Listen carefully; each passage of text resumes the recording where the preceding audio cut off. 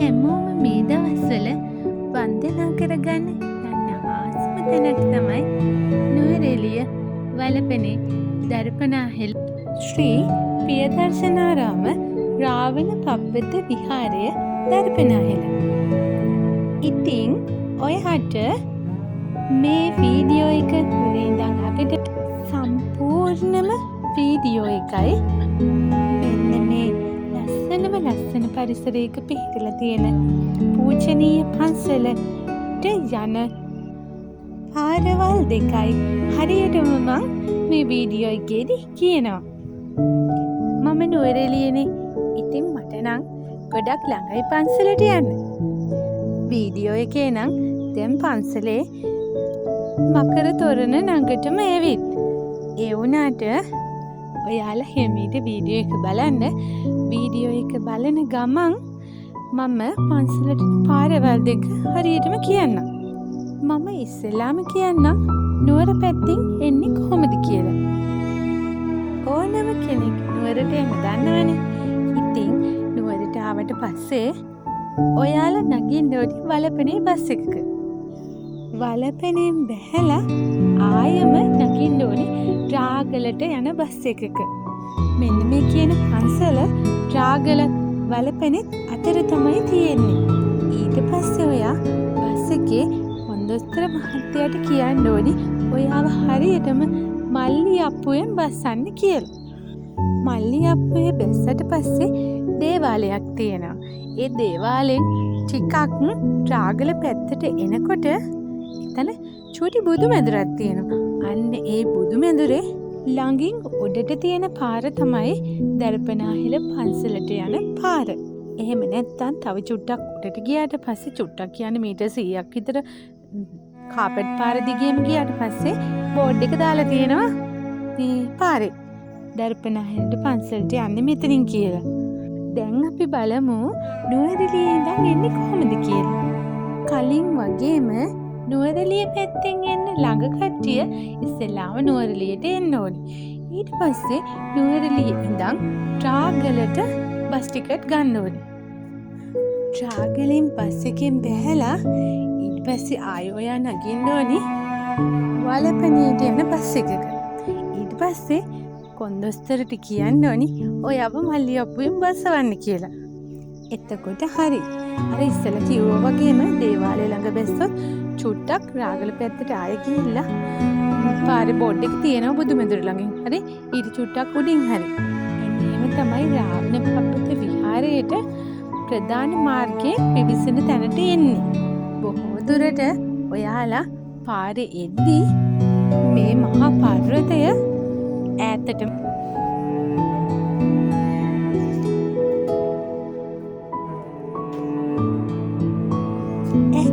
පේනවා.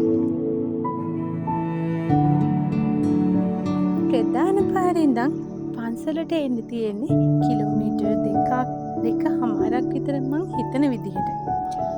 ලොකු වාහන නම් යන්න බෑ ඉතින්.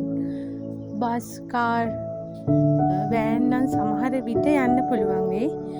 යන්න ලේසිම පුළුවන් වාහන දෙක තමයි බයික් වීල්. වාහන පාක් කරන්නත් ලොකු ඉඩ ප්‍රමාණයක් නම් නෑ. පන්සලේ වාහන පාක් කරන්න නම් තියෙන ඉඩකඩ ඉතාම අල්පයි. ඔයාලට ලොකු වාහන වලින් නම් පන්සලට යන්න බෑ. බස් කාර් වගේ වාහන අරන් යන්න අමාරුයි. ඒ කියන්නේ පාර ටිකක් කැඩිලා පටු පාරක් තමයි.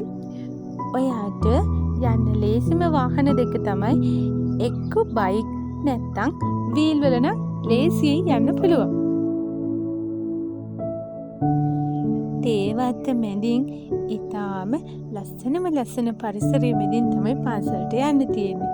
පන්සලට ගියාට පස්සේ ඊට වැඩිය හරිම ලස්සන පරිසරයක් තමයි පන්සලේ තියෙන්නේ.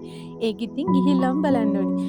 වීඩියෝ එකෙන් ඔයාලට ටිකක් අදහසක් ගන්න පුළුවන්. නුවරඑළියේ නම් හිතන තරමට තියෙන ලස්සනම පන්සල් වලින් එකක් තමයි මෙන්න මේ දර්පණාහෙල රාවණ පබ්බත විහාරය. මේ පන්සල බලන්න වන්දනා කරගන්න යන්න ගොඩක් ආසාවෙන් ඉන්න ඔයා වෙනුවෙන් තමයි මම මේ වොයිස් එක දාන්න හිතුවේ. බබාත් එක්ක බොහොම අමාරුවෙන් තමයි රෙකෝඩ් කරගත්තේ. ඒකෙ හින්දා පොඩි අඩුපාඩු ඇති. ඒක ගැන හිතන්න එපා. නුවරඑළියේ කඳුකරයේ තේවතු මීදුම මැද හරිම ලස්සන පර්වතයක් පාමුල පිහිටලා තියෙන මේ පන්සල ඔයත් එහෙනම් මේ පොසොන්නකේදී අනිවාර්යෙන් වන්දනා කරගන්න. තවත් වැදගත් කාරණාවක් තමයි මේ පන්සලත් එක්ක පවතින ජනප්‍රවාද. කියන්නේ මේ පන්සලට පිටිපස්සෙන් තියෙන විශාල පර්වතයේ රාවණ රජතුමා තවමත් සිහිමුර්ජා වෙලා බෙහෙත් ඔරුවක තාමත් රාවණ රජතුමා මේ පර්වතයේ ඉන්නවා කියලා ජනප්‍රවාදවල මිනිස්සු කතා කරනවා. රාවණ රජතුමා සීතා දේවිය අරන් ඇවිල්ලා හැංගිලා හිටියා කියන්නේ මෙන්න මේ ඈතින් පේන රාවණ පර්වතයේ තමයි.